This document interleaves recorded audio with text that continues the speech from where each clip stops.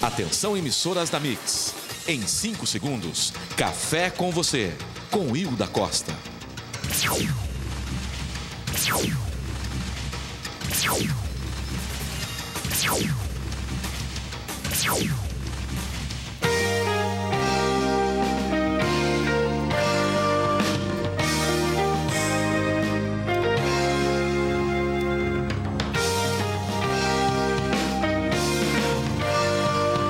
Olá, boa tarde.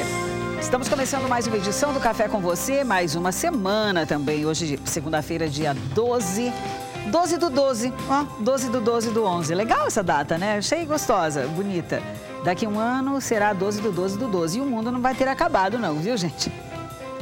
Aliás, a gente hoje vamos receber mais uma vez o escritor e historiador, o pastor Eliezer Serra Braga, para falar um pouco sobre a história da humanidade. Hoje eu queria saber um pouquinho da história da vida do pastor, né? Falar um pouco da sua experiência espiritual, né? Da sua experiência sacerdotal. Vai ser uma coisa bem legal, tenho certeza que vocês vão gostar. Bom, então vamos trazer o pastor Eliezer para hoje conversar com a gente aqui sobre muitas coisas que vêm acontecendo. Tudo bem, pastor? Eu estou bem, graças a Deus. Seja bem-vindo. Obrigado. Muito obrigada. Ai. Ó, separei uma aguinha aqui, ó. Sim, obrigado. Para você. Cafezinho ainda não, né? Ainda não. Tá tudo bem? Graças a Deus. Eu tô com a garganta seca. Estamos cheios de atividades. A igreja está... É mesmo, hein? Bastante agitada. Né? Muitas expectativas. Para o próximo ano? Próximo Muitas ano. novidades. Planos. Projetos. Projetos, responsabilidades. Pastor, você é um homem que sonha muito, né? Sonha, projeta, né? E a gente percebe que a maioria das coisas que são pensadas e sonhadas, elas estão sendo realizadas, né? Pelo que eu tenho acompanhado. E eu acho que... eu gostaria de falar um pouquinho da sua vida. Tem gente que às vezes até me pergunta, né? Como é que o pastor é, assim? Eu digo, ele é normal. Normal. Uma pessoa, aliás, muito normal, né, pastor? Normal como qualquer um, né? Nós já estamos convivendo... Talvez por espanto de algumas pessoas, eu sou normal demais, demais, né? A gente já vai nessa convivência já há quase 3 anos. Já estamos partindo Ainda bem que aqui na televisão só aparece o lado bom, calculável, e o cheiro não aparece, né? Mas existem muitas coisas ruins também. Mas eu acho que todos nós aqui estamos mostrando que não somos seres humanos especiais, nenhum de nós não é? Ninguém. Todos somos passíveis. Nem os sacerdotes. Nós, sacerdotes, somos pessoas muito comuns. E é engraçado como as pessoas em geral, a igreja, o povo em geral, não é? Principalmente o fiel, o frequentador da igreja, tem uma expectativa de que o sacerdote seja algo diferente das pessoas comuns.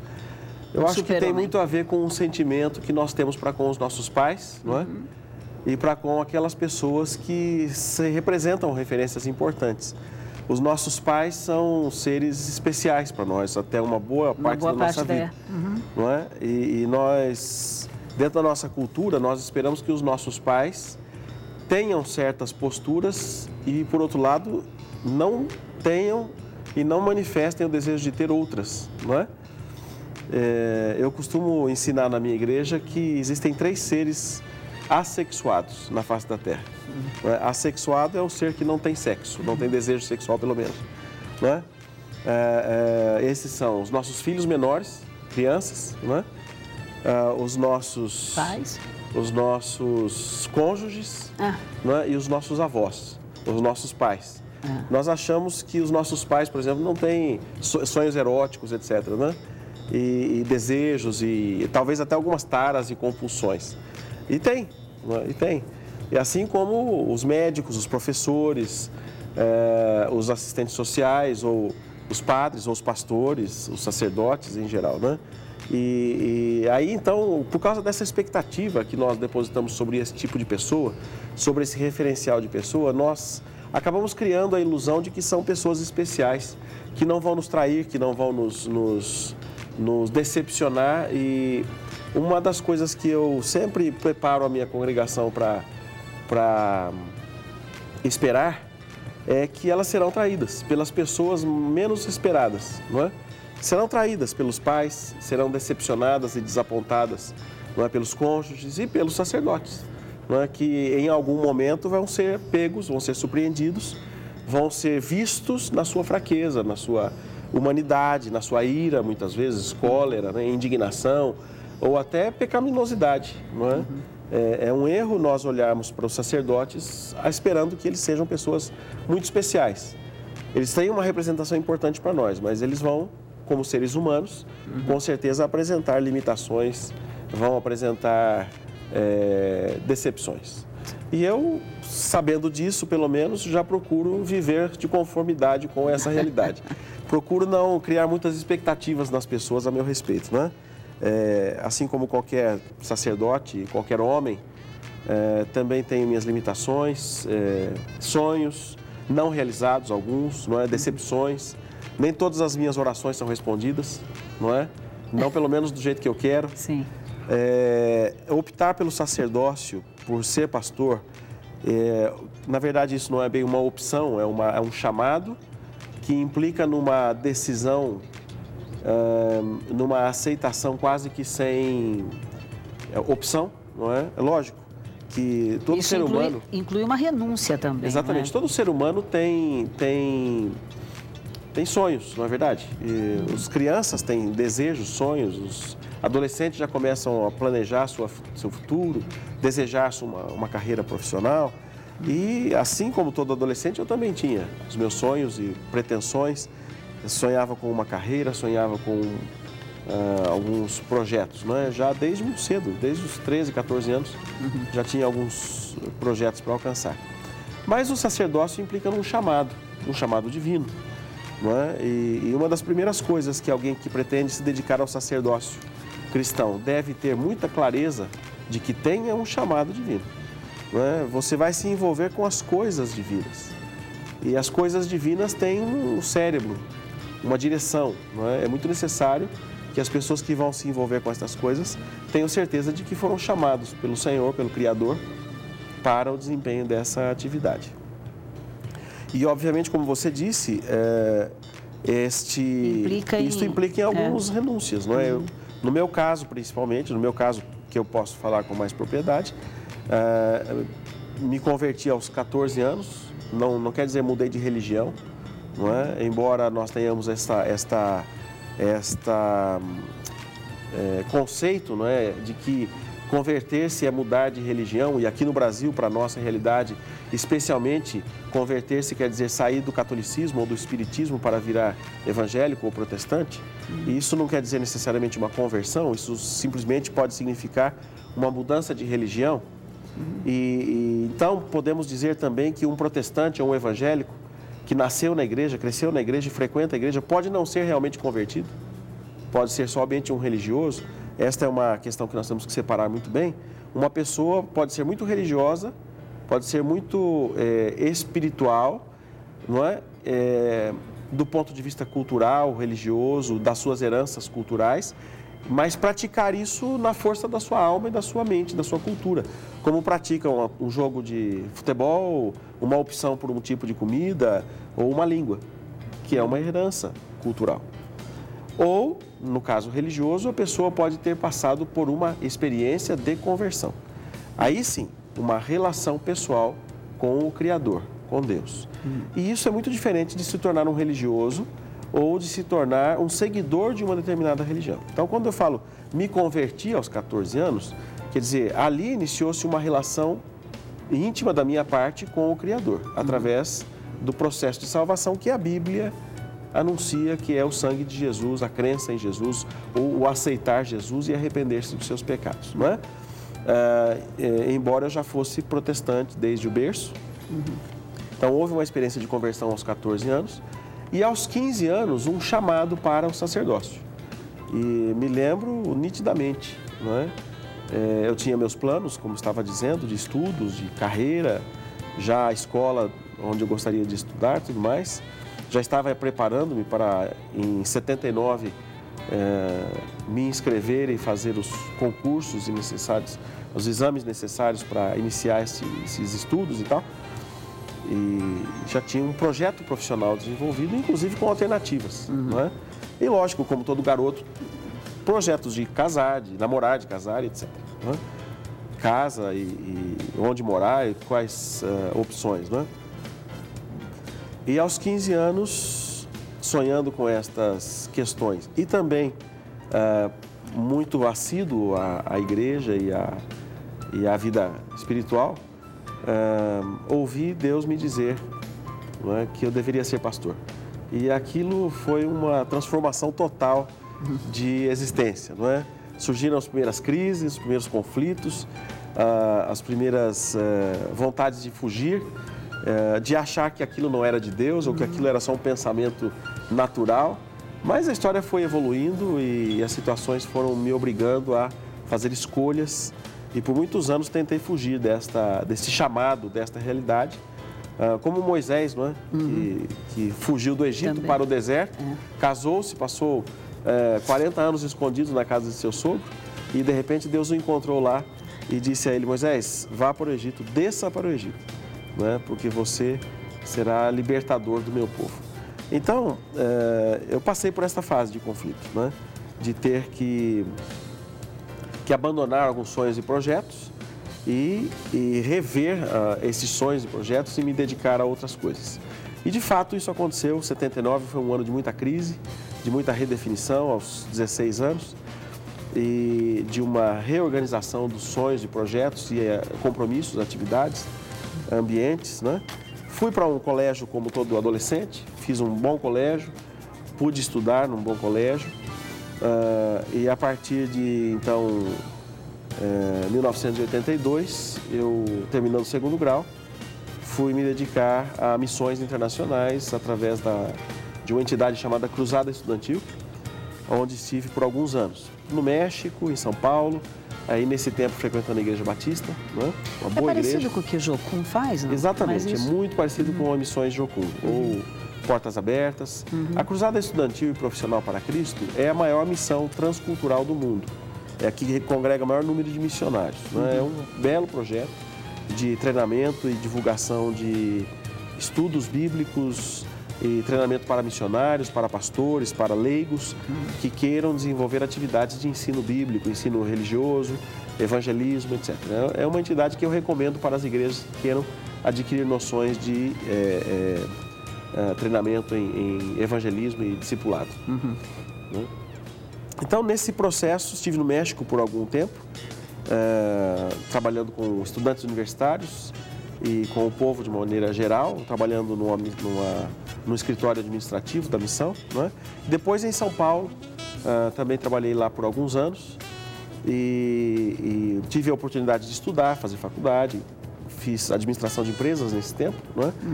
Que é muito útil, aliás, para o ambiente religioso, para o trabalho da igreja. Conhecimentos, noções de administração são necessários, né? E concluí faculdade, depois me retirei da vida religiosa por um tempo, do trabalho sacerdotal e fui trabalhar secularmente, né? Trabalhei alguns anos na Caterpillar Brasil S.A., uma indústria de tratores, né? de máquinas agrícolas e equipamentos para terraplanagem, aqui em Piracicaba. E depois tive um comércio, uma loja de peças de suspensão, serviços automotivos, por alguns anos. E, como sempre, né, Moisés lá na casa do Jetro, fui refugiado de Deus numa terra distante. Tentando escapar. O Senhor foi lá me buscar e me relembrou de um chamado, né, que eu já tinha, por causa de algumas crises da vida, procurado deixar, né? E aí Deus me retomou ali em 1997, 98, trazendo a minha atenção de volta para a questão sacerdotal, não é? Já maduro, casado, e Deus começou então a me relembrar dos tempos que havia passado, não é? E nós começamos a orar, eu e minha esposa, que também tinha um chamado muito claro para o exercício do sacerdócio. E as coisas foram caminhando até que em 1999, nós fomos ordenados finalmente pastores titulares de uma igreja local em Piracicaba, já pela Sara Nossa Terra, pela igreja Sara Nossa Terra. Então nós fomos ordenados finalmente ao sacerdócio integral pela comunidade evangélica Sara Nossa Terra em 99. Ainda resistindo a algumas questões, não é, de ambiente sacerdotal, porque o ambiente sacerdotal também tem suas crises profissionais, não é? As pessoas não têm a expectativa disso que eu vou dizer, mas os profissionais da terapia emocional, da psicologia, já dizem que a primeira profissão mais estressante no nosso contexto social é a profissão do policial militar. Né? Dizem que é a profissão mais estressante da nossa sociedade. Muito tensa. E a segunda profissão mais estressante da nossa sociedade é a profissão de pastor. Por que será? Eu imagino, Hilda, pela experiência, que há duas questões que têm que ser levadas em consideração. Primeiro, aliás, mais de duas, três questões pelo menos. Primeiro, é que as pessoas que estão no sacerdócio precisam ter muita clareza de que tem um chamado de Deus. Uhum. Isso implica numa responsabilidade maior. Eu me lembro de uma fala da Madre Teresa de Calcutá, uma mulher que realmente tinha um chamado de Deus para fazer o que fazia, não é? Uma vez um repórter perguntou para a Madre Teresa, disse para a Madre Teresa, né, indo ao leprosário onde ela trabalhava, na Índia, e vendo a atividade que Madre Teresa desenvolvia, ele afirmou para ela que nem por $1 milhão ele faria o que ela estava fazendo. Ele estava admirado, na verdade, ele não estava criticando, né? Admirado da sua dedicação, da sua entrega àquelas pessoas doentes, ele teria afirmado, então, que nem por $1 milhão ele faria o que ela estava fazendo. E ela disse, eu também não. Não é? Eu também não. De fato, a fazer o que ela fazia por $1 milhão não dá. Né? Querendo insinuar que ela só faria aquilo que ela faria por muito amor, que vale muito mais de $1 milhão. Então, ela é uma pessoa que dedicava-se ao que dedicava por amor, não é? E tenho certeza que este amor não vinha dela, era algo que era derramado na sua alma, na sua mente, no seu coração, de fora, da divindade, de Deus para ela, não é? Porque se Deus não derramar no nosso coração do seu amor, nós não só não vamos amar a Deus, como também não vamos amar as coisas de Deus. E esta é uma realidade que eu aprendi na prática, não é? Por mais que se possa ter oportunidade de ganhar dinheiro no ambiente sacerdotal, porque as pessoas são muito crédulas, e então, se alguém deseja ser golpista, ser sacerdote é um bom caminho, não é? Paulo já dizia isso, que alguns se dedicariam ao sacerdócio por interesse, por ganância, não é? E, de fato, o sacerdócio e é histórico isso em todas as religiões da humanidade, o sacerdócio é uma oportunidade de explorar as pessoas, de enganar as pessoas e de usufruir das coisas particulares das pessoas, não é? Para quem é mal intencionado, seria um ambiente propício. Mas para quem é bem intencionado, para quem deseja realmente o exercício do sacerdócio, não pode haver outra motivação que não, primeiramente, um chamado muito claro de Deus. Ou seja, o sacerdote tem que ter uma noção muito segura de que ele está fazendo aquilo porque Deus o obrigou. Porque Deus disse a ele, você vai fazer. Porque o preço é muito alto, não é? Você, de fato, é obrigado a renúncias. Você acaba não podendo fazer certas coisas que qualquer pessoa comum pode fazer. Às vezes não é pecado, mas você se torna um modelo tal das pessoas, referencial, que a sua fé, a fé de algumas pessoas, acaba passando por um tempo, pelo menos na fase da imaturidade, por se espelhar nesta pessoa. E aí você passa a ter uma responsabilidade muito grande sobre os problemas e conflitos que as pessoas enfrentam. Então, antes de tudo, é necessário uma convicção muito forte de que Deus o chamou para aquilo, porque esta convicção é o que te sustenta nos momentos de crise, não é? Portanto, a manifestação de Deus no meio desta decisão é muito importante. Embora eu tenha demorado para tomar uma decisão final de permanecer no sacerdócio, e tenha sido uma decisão muito conflitante, que levou aí 20 anos para ser concluída, esses 20 anos me ensinaram muito claramente que havia um chamado de Deus sobre a minha vida e isso era irrevogável e eu não poderia me negar a fazê-lo. Legal. Depois do nosso intervalo, eu gostaria que você falasse a respeito de um milagre. É interessante que hoje eu estava vendo na internet pessoas que morrem, né? E teve um caso que ele caiu dentro de um lago gelado Eles estavam praticando com esqui não, é aqueles... Patins do gelo. Não, esqui jet mesmo, sim, aqueles, né? Ok. E eles estavam em 3 homens. E aí anoiteceu, começou a anoitecer. Porque assim, você que pratica trilha sabe disso. É uma coisa que é apaixonante. E você sim, quer ir mais, e sim, quer ir mais. E quando eles começaram a voltar, começou a anoitecer. E claro, aí você perde um pouco a noção, porque caindo neve e tudo mais. E eu sei que 2 se distanciaram um pouco desta pessoa que caiu no lago. E os 2... em vão tentaram encontrá-lo ali por onde estavam, não viam o farol, né, do veículo dele. E ele então narra que ele viu água na frente dele, assim, e ele não sabia. Ele teria que ter acelerado porque facilmente passaria por cima, né? Mas ele não sabia, ele caiu dentro d'água. Então ele relata os momentos de agonia, aquela coisa toda, né? E depois ele, como é que, assim, médicos explicando como é que o coração vai parando, como é que todo o sistema começa a diminuir de intensidade. E aí, e eu estou falando isso porque esses dias nós vimos aí um caso, não sei exatamente onde foi, que a pessoa voltou porque eles congelaram ele e ele voltou depois, não morreu, tá vivo aí. Então, eles estão agora discutindo a respeito da possibilidade de, por exemplo, uma pessoa tem algum problema de coração, tem um AVC, AVC já seria outra coisa, mas um ataque cardíaco, por exemplo, você resfriar a pessoa, quer dizer, isso não prejudica o sistema, né, circulatório, nem o cérebro, e depois eles trazem a pessoa de volta. Podemos falar então, disso, sim. Esse rapaz ficou 3 horas morto, foram 3 horas.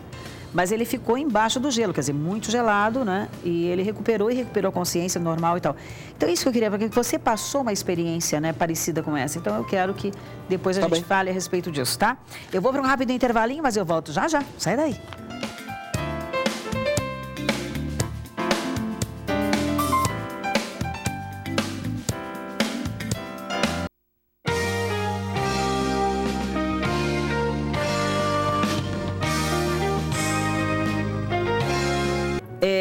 Essa entrevista que nós estamos realizando hoje aqui com o pastor Eliezer também fica lá disponível para você curtir e tem sorteio. Toda semana 3 pessoas são sorteadas, legal? Parabéns para as pessoas que ganharam essa semana lá, viu? Acessa o Facebook para você ganhar prêmios também.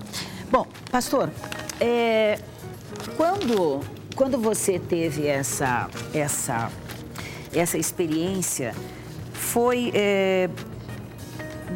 Eu fiquei sabendo, assim, quer dizer, eu não sei se sei de todos os detalhes, mas parece que foi um desafio, né? Seu com Deus. Olha, Hilda, como eu estava dizendo, o chamado é uma das bases mais importantes para que o pastor ou o sacerdote tenha estrutura emocional para suportar as pressões de ser pastor, não é? Como você mesmo disse, há muitas renúncias implicadas neste chamado. E é necessário que o chamado seja muito claro. Não só por uma voz espiritual que se ouça, porque de fato essa é uma das questões. Quer dizer, foi muito claro quando Deus falou comigo, você vai ser pastor. E quando eu me neguei a fazê-lo, foi muito claro que na crise que se sucedeu e na minha tentativa de fugir desta realidade, quando eu fiz minhas orações querendo entender o conflito todo, Deus disse para mim, você deve ser pastor, eu te chamei para ser pastor, não é? Como eu estava dizendo, esta sucessão de crises, dúvidas e lutas com esta questão foi uma coisa que se estendeu por alguns anos, não é? A profissão de pastor também é estressante, não só pelas renúncias e então aí a necessidade de uma clareza muito grande no chamado, mas também é difícil porque você lida com problemas das pessoas. E se envolve, diferentemente do terapeuta, que embora se envolva nos problemas das pessoas, o faz de uma maneira profissional e, portanto, com algum interesse em contrapartida, o sacerdócio não deve ser exercido com esse interesse. Embora o sacerdote precise de recursos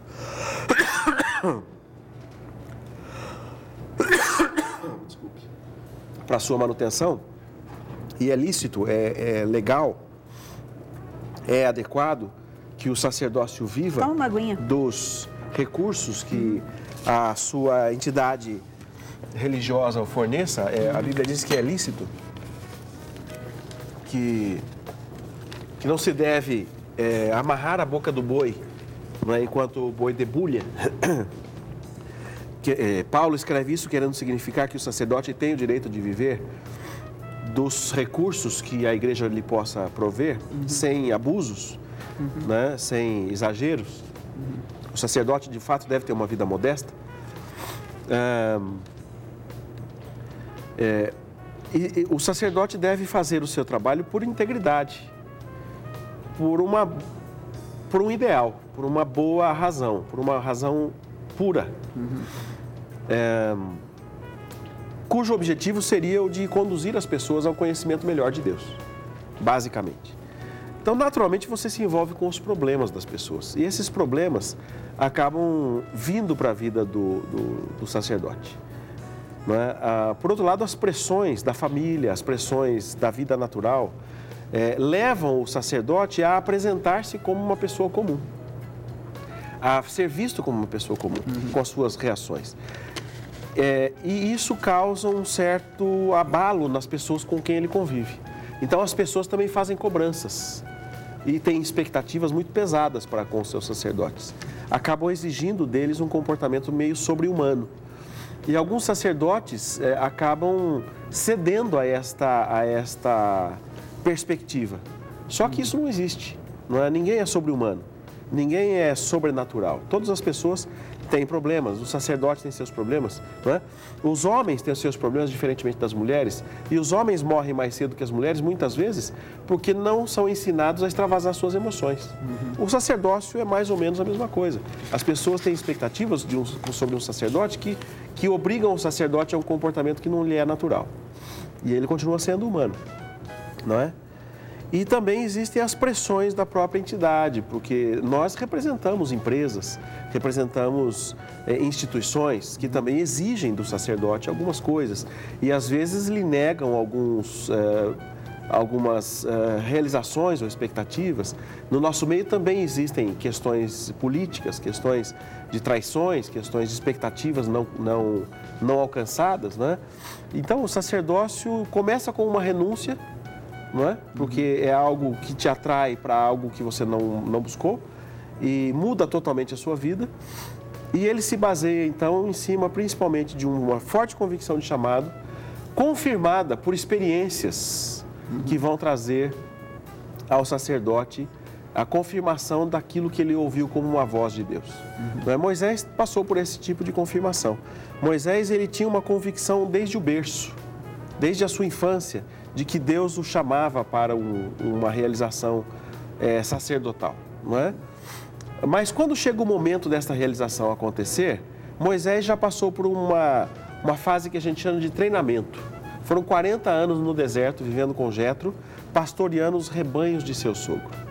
Então, Moisés foi experimentado no deserto, foi treinado no deserto, para uma função que ele precisaria conhecer, para trazer o povo do deserto, do Egito para a Canaã, através do deserto.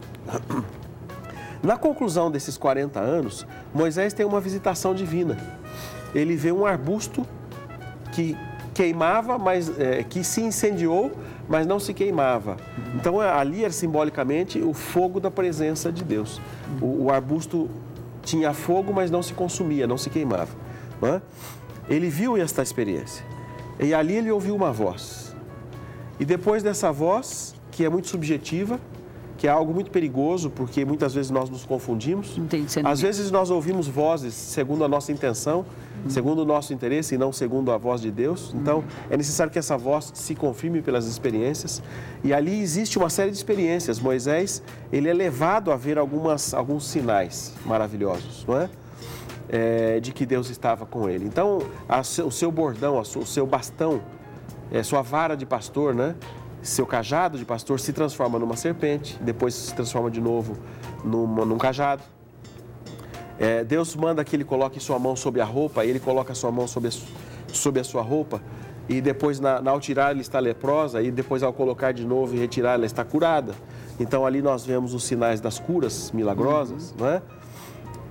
Nós temos uma outra experiência de Moisés, que é o provisionamento de recursos Moisés diz para Deus, que argumenta com Deus dizendo que ele não sabia falar. Então Deus diz, eu também enviarei com você Arão, teu irmão, para que fale por você. Então, há uma série de situações ali que confirmam que Moisés tem um chamado de Deus. De fato, isso tudo aconteceu na minha história. Houve um chamado muito forte aos 15 anos. E aos 16 eu já pregava. E aos 16, 17, 18 e assim por diante, pude vivenciar algumas experiências muito fortes de milagres, de confirmações, que são como experiências que ao longo da vida, depois de alguns anos, vivendo no meio sacerdotal, no meio das crises, no meio das situações em que nós não temos soluções, respostas, então nós lembramos do passado. Davi, outra experiência de alguém que tinha um chamado divino, quando está diante de Saul, o rei de Israel, e diante do desafio de derrotar Golias, o maior inimigo individual de Israel, ele, ao ser confrontado pelo rei, dizendo, mas quem é você? Você é um músico, um pastor de ovelhas. Você não pode enfrentar um gigante como Golias. Então, Davi se lembra da sua experiência no deserto, pastoreando os rebanhos de seu pai. Ele diz, eu sou jovem e já lutei com leões e ursos e os destruí com as minhas mãos. E por causa disso, sei que posso vencer este gigante. Então, veja como as experiências da vida, às vezes mesmo colocadas por Deus, nos colocam numa capacidade para ter convicções muito fortes. Moisés foi assim, Davi foi assim, e há outras experiências na Bíblia. No meu caso também aconteceu.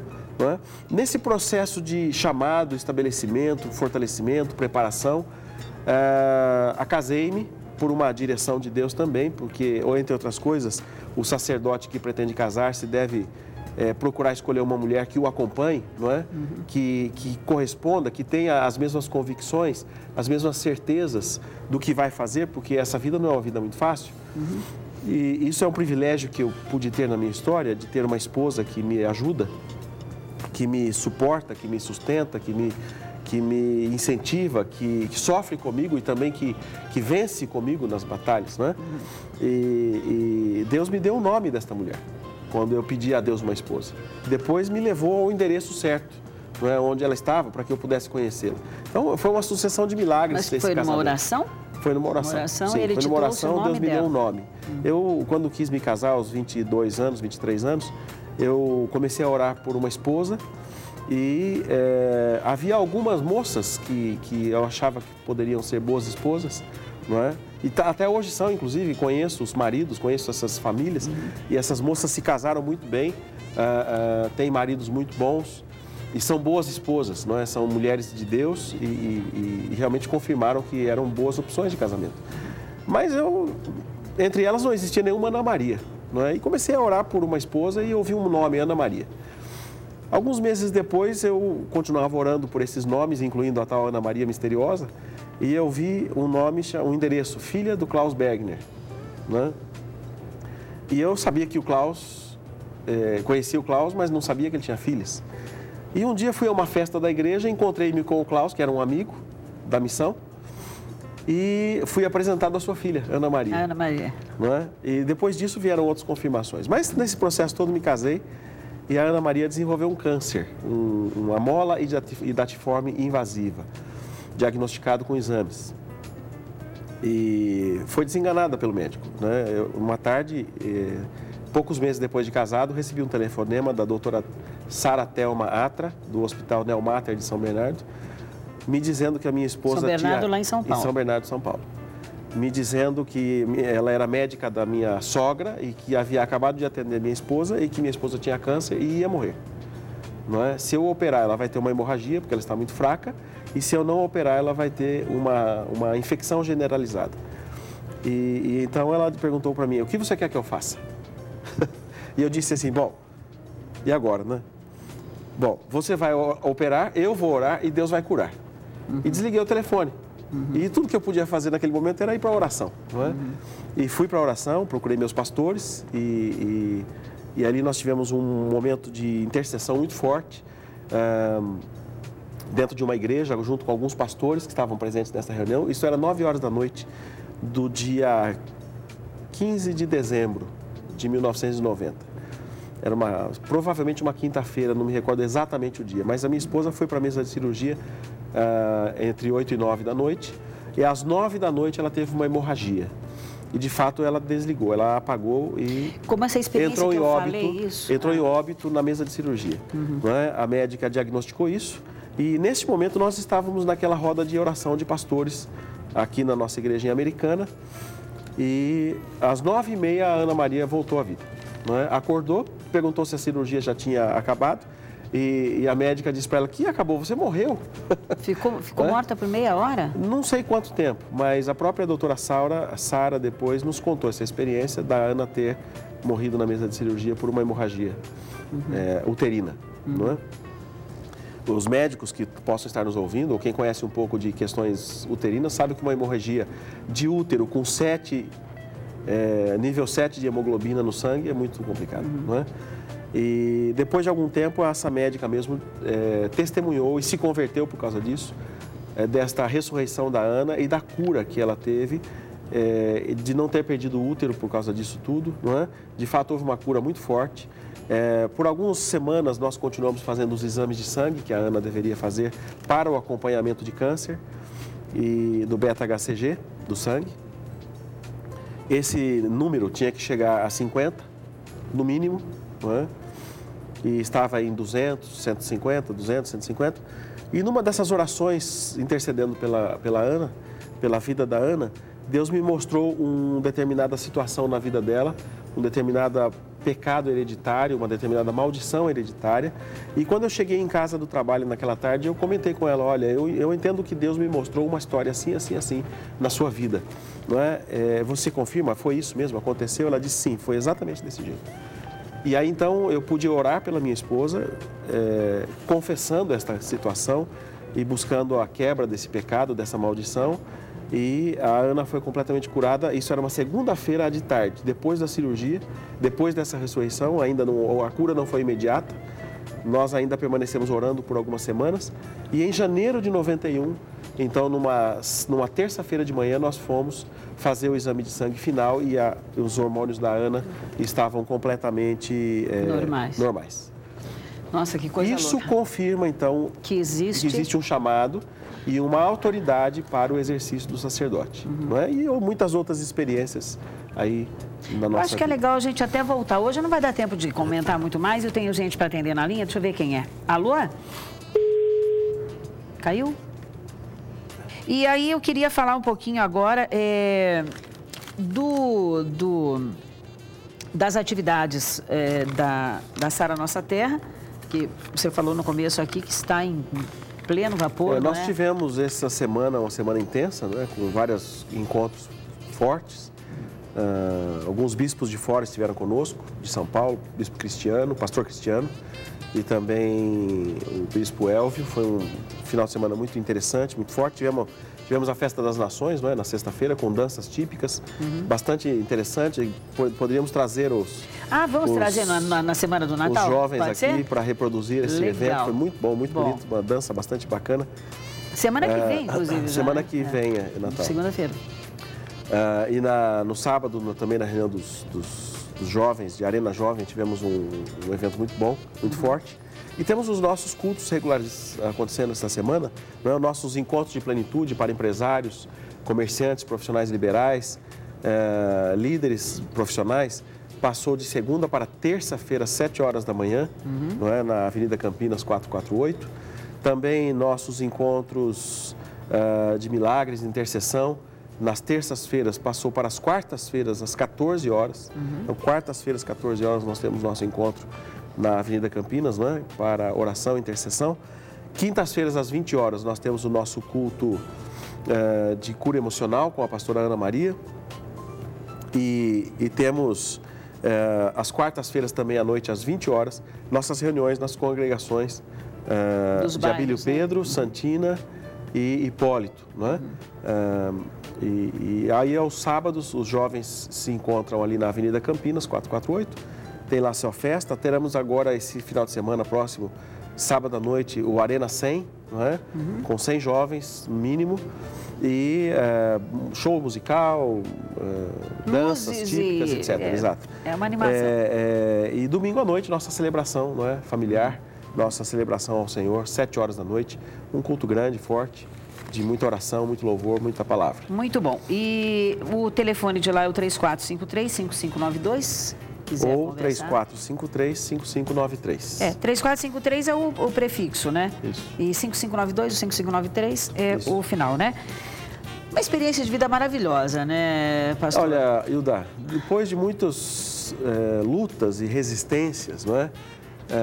Até porque não tinha entendido ainda o peso e a responsabilidade do sacerdócio, veja que interessante. Deus enviou o seu filho para morrer pelas pessoas, sem perguntar para elas se valeria a pena. Não é verdade? A Bíblia diz: Deus amou ao mundo de tal maneira que enviou o seu próprio filho. Não é? O sacerdócio nada mais é, na minha opinião, do que uma continuidade desta manifestação de amor de Deus pelas pessoas. Portanto, é uma responsabilidade muito grande e também um grande privilégio. Não é? Hoje me apaixona servir a Deus e ajudar as pessoas a conhecerem a Deus. Legal. Obrigada, queridos. Um beijo Prazer. grande. Thiago Gardinali está chegando aí. Amanhã às 4 da tarde eu estou de volta para mais um Café com você. Até lá.